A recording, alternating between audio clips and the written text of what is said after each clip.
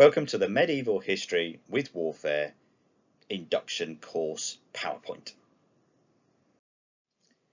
Unit 1, the Anglo-Saxons and Normans, 1035 to 1107. So in this unit, we look at the Anglo-Saxon kings Harthur Knut and Edward the Confessor. And Edward was famous for building Westminster Abbey, and he ruled between 1042 and 1066. Obviously in 1066 we have the big conflict between the King of Norway, Harald Hardrada, the King of England, Harold Godwinson, and the person who eventually of course became King of England, William the Duke of Normandy. So we will look at the Hastings campaign and how it was that William managed to win, and then how William managed to conquer all of England, 8,000 Normans and 2 million English. William died in 1087 and was succeeded by his son William Rufus, who ruled until 1100, and then his youngest son Henry I took over and ruled until 1135, although our course finishes in 1107.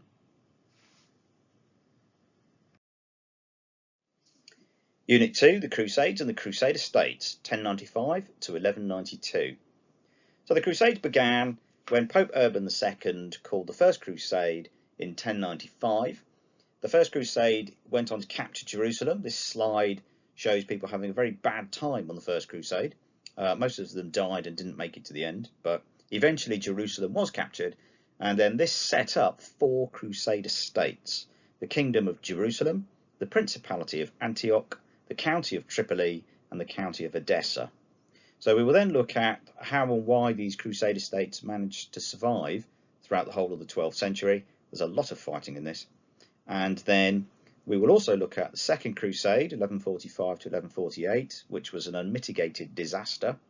And then the Third Crusade, which is the most famous one of all in a way, because it features Richard the Lionheart, King of England, versus Saladin, the great Seljuk Sultan.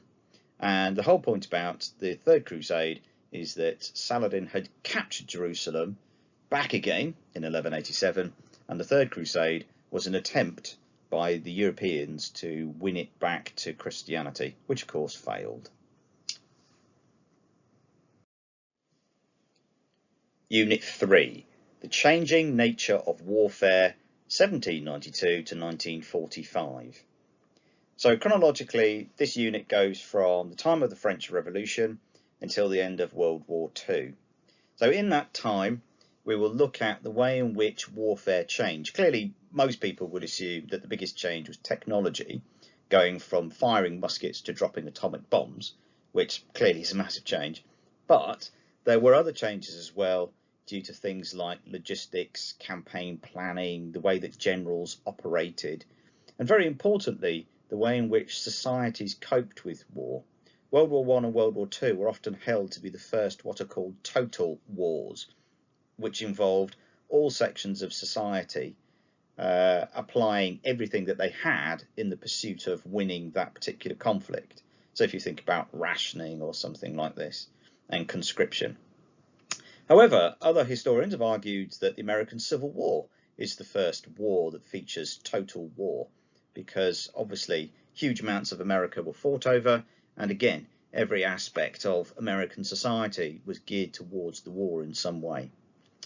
There is a historiographical interpretation section on this, and we will look at the interpretations of the French Revolutionary armies and why they succeeded the way that they did, and of course why they produced Napoleon.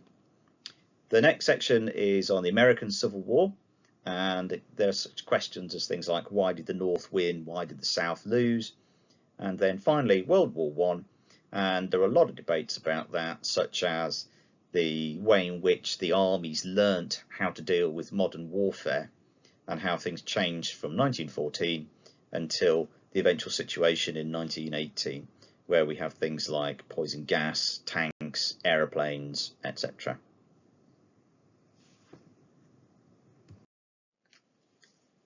And for tank fans, here we have a picture of Michael Wittmann, the greatest panzer ace of World War II, with his Tiger I tank and crew on the Eastern Front at the beginning of 1944 in an artist's interpretation.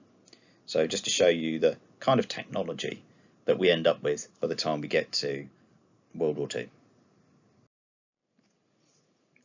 Unit 4, coursework, or the non-examined assessment.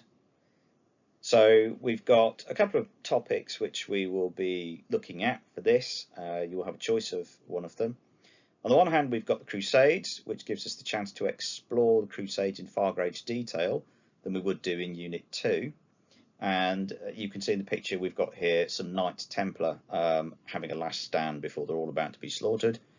And then the other picture shows us the Vikings, and the questions that we'll be asking there are about why the Viking Age started in the first place and why the Vikings did what they did and were able to do what they did. And as you can see, there's a very lovely ship there.